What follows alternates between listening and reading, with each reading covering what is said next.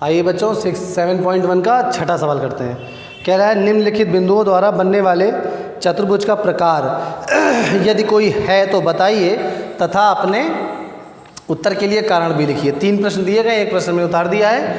बच्चों अभी हमने केवल डिस्टेंस फार्मूला पढ़ा है और डिस्टेंस फार्मूला के आधार पर हम चतुर्भुजों को कैसे निर्धारित करेंगे। सबसे पहले क्या करेंगे कि हम चारों भुजाएं निकालेंगे और दोनों विकर्ण निकालेंगे। तो पहला स्थिति ये है कि यदि चारों भुजाएं बराबर, अगर केवल बच्चों चारों भुजाएं बराबर होंगी तो वह चतुर्भुज समचतुर्भुज होगा। या इसको बाद में लिखते हैं, ऐसे करते हैं कि चारों भुजाएं बराबर आ जाएं व विकर्ण भी बराबर होगा, वह विकर्ण भी आपस में बराबर आए। तो इस प्रकार जो त्रिभुज बनेगा बच्चों वो वर्ग कहलाएगा। अगला, यदि केवल चारों भुजाएं बराबर आए और वर्ग बराबर विकर्ण बराबर ना आए, यदि चारों भुजाएं बराबर आ जाएं व विकर्ण असमान हो, मतलब बराबर ना हो, तो वह चतुर्भुज फिर बच्चों समचतुर्भुज अर्थात रोम्बस हो जाएगा। उसके बाद यदि सम्मुख भुजाओं के दोनों जोड़े बराबर, सम्मुख भुजाओं आप क्या करेंगे, चारों भुजाएं निकालेंगे। अगर दो दो पेयर बराबर आ रहे हैं व विकर्ण भी बराबर, तो फिर बच्चों वो आयत हो जाएगा। अगर सम्मुख भुजाओं के दोनों जोड़े बराबर हो जाएं और विकर्ण भी बराबर हो जाए तो वो आयत हो जाएगा। और यदि केवल सम्मुख भुजाएं के दोनों जोड़े बराबर हों, यदि सम्मुख भुजाओं के दोनों जोड़े बराबर हों व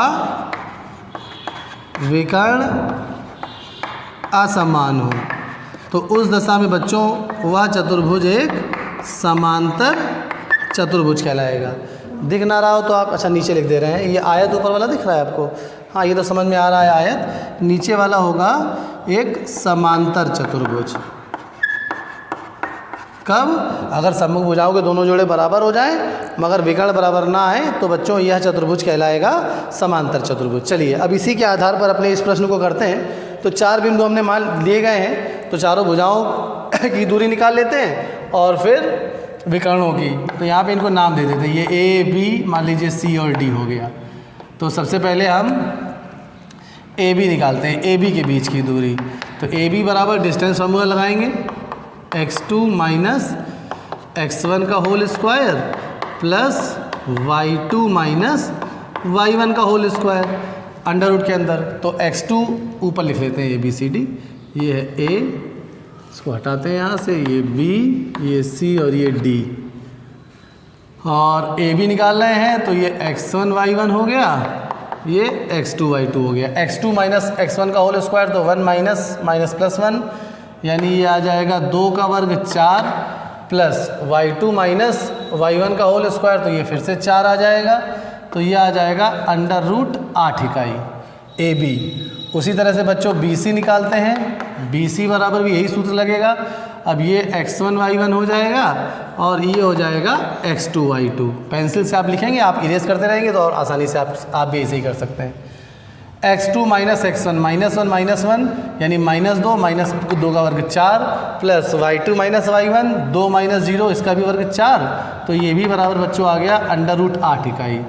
ए बी बी सी के बाद अब आ जाते हैं सी ए पे, x1 y1 ए बी हो गया BC हो गया, और अब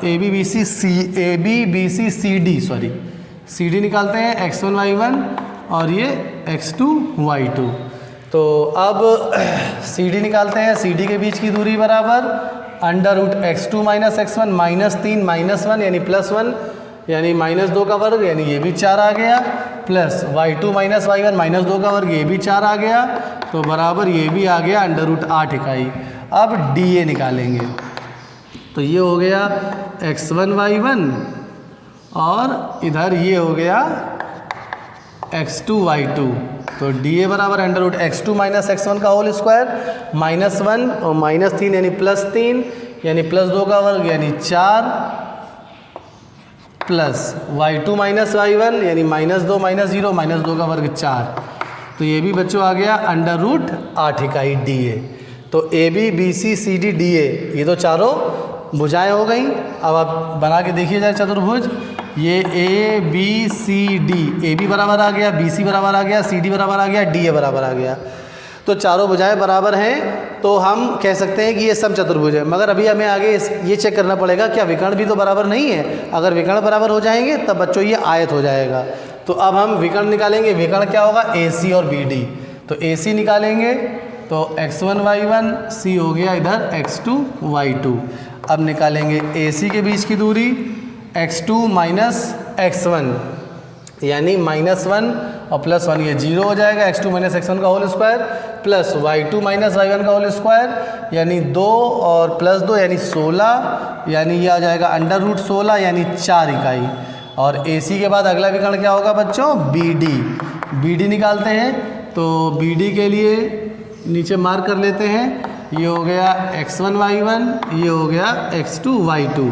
x2 - x1 का होल स्क्वायर -3 और -1 यानी हो गया -4 और -4 का whole square +16 plus y2 - y1 0 - 0 का होल स्क्वायर 0। तो ये भी √16 यानी 4 आ गया। तो चारों भुजाएं बराबर आ गई और विकर्ण भी बराबर आ गए। तो अब बच्चों कौन सा चतुर्भुज होगा, ये होगा एक आयत। तो हम यहाँ पे क्या लिखेंगे,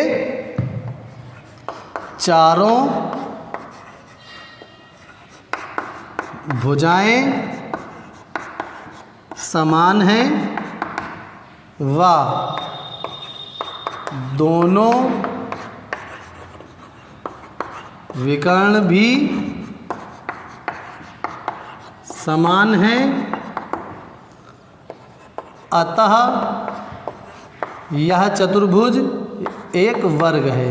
अतः यह एक वर्ग है। ये हो गया बच्चों हमारा आंसर स्टेटमेंट कि ये चतुर्भुज बच्चों क्या हो गया, वर्ग हो गया। तो अब इसी प्रकार से आप इन्हीं नियमों की सहायता से अगर कोई भुजा बराबर नहीं आ रही है तो अब हम ये कह देंगे किसी विशेष प्रकार का चतुर्भुज नहीं है, केवल एक चतुर्भुज है। और अगर चारों भुजाएं बराबर हैं तो आगे बढ़ेंगे, विकर्णों को निकालेंगे। अगर दो भुजाएं आपस में बराबर हैं तो भी आगे बढ़ेंगे, विकर्ण को निकालेंगे। और दो भुजाएं आपस में बराबर होंगी, विकर्ण बराबर होंगे तो आयत हो जाएगा। और दो भुजाएं आपस में बराबर है और विकर्ण बराबर नहीं है तो समांतर चतुर्भुज हो जाएगा। तो जैसा भी हो आप दोनों बचे हुए प्रश्न अपने मन से बिल्कुल आसानी से कर सकते हैं। धन्यवाद बच्चों। अगला प्रश्न अगले वीडियो में।